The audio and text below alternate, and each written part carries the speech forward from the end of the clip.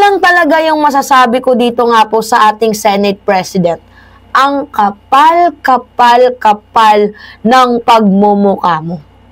Kung talagang wala kang tinatago, hindi ka sana umiiwas dito nga po sa hamon ng ating House Speaker. Kasi alam nyo, mga minamahal, di ba nag-open up sa atin si House Speaker Martin Romualdez ng Open Bicameral Challenge. E ang problema, itong si Chis Escudero ay takot. Talagang mapapansin ninyong mga minamahal na umiiwas eh. May pag-iwas itong si Quezon. Eh, di ba sabi ninyo, ang House of Representatives napupuno ng mga crocs, mga crocodile, napupuno ng mga magnanakaw. Kung napupuno pala ng magnanakaw itong ating House of Representatives, bakit? Diba? Bakit naghamon itong ating Speaker of the House ng transparency? Ano yung transparency na kanyang tinutukoy? Which is yung open bycam. Diba para walang tinatago? Alam ng taong bayan kung ano yung mga eksenang hanash. Pero bakit parang lahat kayo takot? Kasi mga minamahal, kadalasan kasi sa bycam, doon nangyayari yung yung mga last minute insertion. Yung mga budget maneuvers na, uy, ito kailangan pa natin tong i-add. Diba? Ito kailangan pa tong i-add. In the last minute, doon sila tumitirada. Eh ngayon kasi, kapag open bicameral, mga minamahal, alam ng publiko. Makikita ng publiko. At madidiscover ng publiko.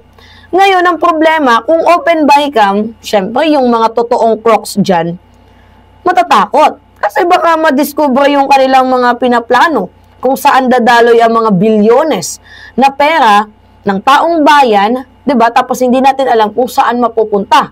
E baka sa bulsa ng iilang mga politiko.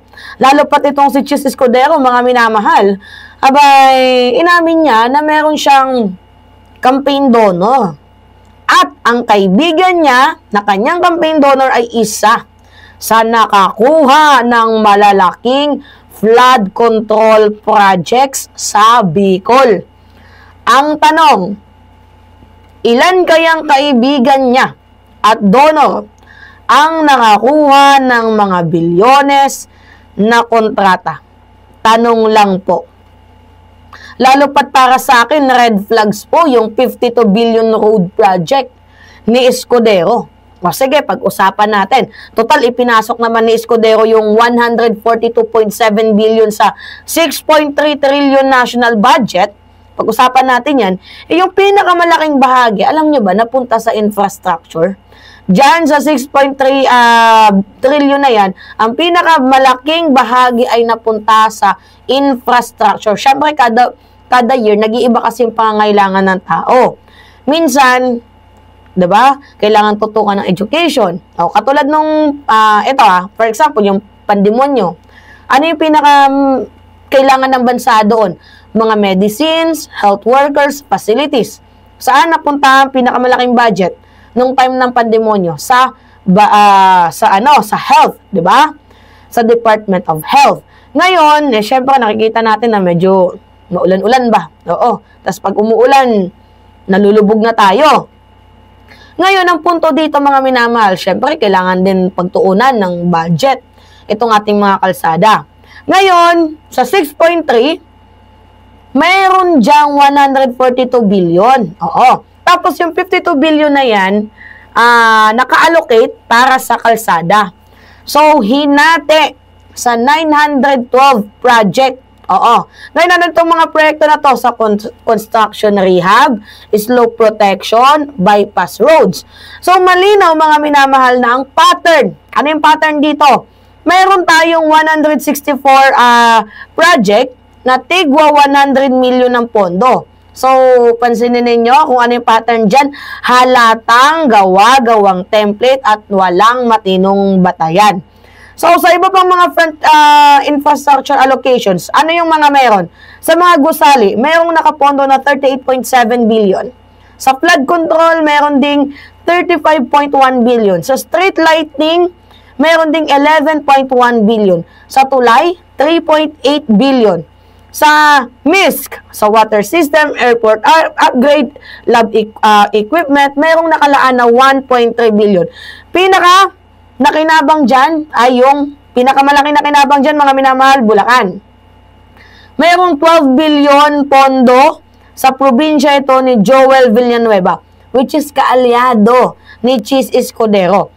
900 million ibinuo sa barangay level roads project na sobra-sobra pa sa laki ng lugar.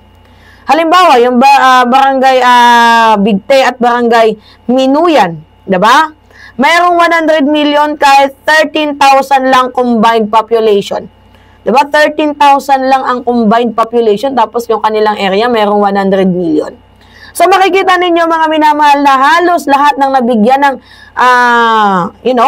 insertion dito ni Chis Escudero, lahat ay nakinabang mga kanyang kaibigan. Halimbawa, yung 25M para sa kalsada, papunta sa Pinalagdan Elementary High School, 1 minuto lang yung layo. 25 million ang budget, ha? Sa 1 minuto lang, kung lalakarin nyo lang, mga minamahal. Kung hindi ba naman mga, hindi namin nakikita yung mga katarantaduan ninyo? So, maraming proyekto, mga minamahal, ang sinadyan lagyan lang ng malabong label na package. Oo. Halimbawa, ito malinaw pa, location purposes. Halimbawa, 500 million rehab sa Santa Rita, Biak na Bato, San Miguel, Bulacan. Hinati sa 5 package na tig 100 million para ikubli ang overpricing. Diba? Ano pa yung aking nakita? Ni-research ko na to. Doon sa Umpukan, Sumandig Road, San Ildefonso, Bulacan, hinati rin sa 5 package na tigwa 100 million sa parehang kalsada para doblehin ang pondo. Modus niya Diba? Ayun. Inubutuloy tayo. Dito din, mga minamahal, sa Batangas, Lobo Bypass din yung road. Lobo Bypass Road hinati sa 2 tig 100 million. Benguet, Baguio, Bontoc Road, 3 beses lumabas, tig 125M, iisang proyekto lang pero inulit para mas malaki ang pondo. Ano pa? Sa Laguna, Calamba, Santa Cruz, diba? Sa Junction Road, 2 entry, magkaiba ang start end points pero parehong proyekto, total 150 million. Ano pa yung aking mga nakita, mga minamahal, based sa aking na-research? Paulit-ulit at sadyang gawin ang tig 100M na pattern para pagtakpan ng overpricing duplication. Yan yung aking napansin. And, paghahati-hati sa package ay malinaw na taktika para palubohin, diba, ang presyo at ulitin ang parehong proyekto. So, kita, mga minamahal, ang sabwatan at kawalan ng transparency, prioritization at tahasang pang-abuso sa pondo ng bayan. Kaya itong si Chis Escudero, malabong umasa sa BICAM challenge na yan. Dahil walang mukhang ipapakita yan. Diba? Mahihiya yan sa mamamayang Pilipino kasi gusto nila closed door. Yung sila-sila lang nakakalam. Magugulat na lang tayo, uy, mayroon pala itong pondo?